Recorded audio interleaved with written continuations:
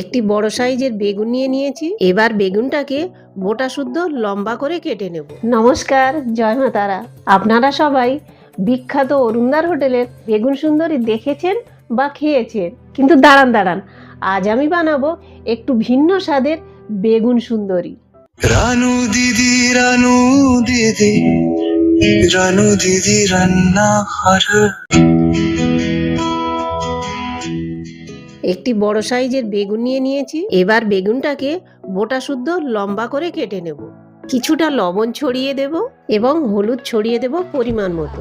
এবার বেগুনটাকে লবণ হলুদ দিয়ে ভালো করে মাখিয়ে নেব। এবারে গ্যাস জ্বালিয়ে একটি প্যান বসিয়ে দেব ওভেনে।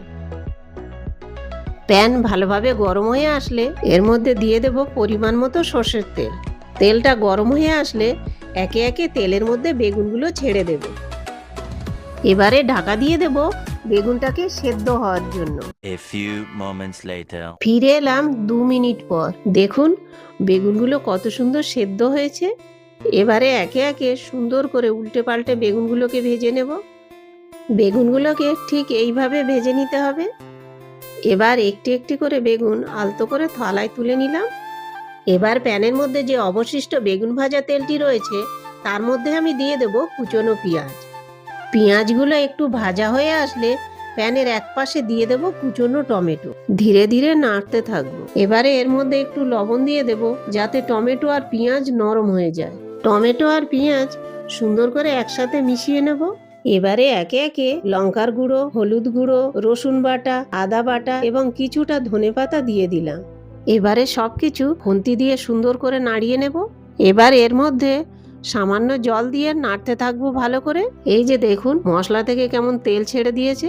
এবার এর মধ্যে আমি জল দিয়ে দেব। মশলাটি ফুটে আসলে কিছুক্ষণের জন্য ঢাকা দিয়ে দেব। A few moments later.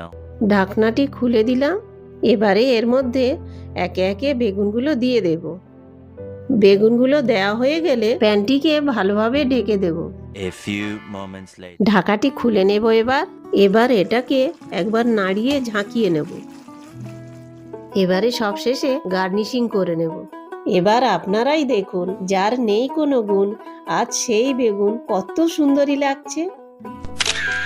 কেমন লাগলো আজকের এই বেগুন সুন্দরী রেসিপিটি ভালো লাগলে অবশ্যই বন্ধুদের সাথে শেয়ার করো, ভিডিওটিকে লাইক করো আর চ্যানেলটিকে অতি অবশ্যই সাবস্ক্রাইব করো। চলো দেখা হচ্ছে পরের ভিডিওতে। সবাই সুস্থ থেকো, ভালো থেকো, টাটা।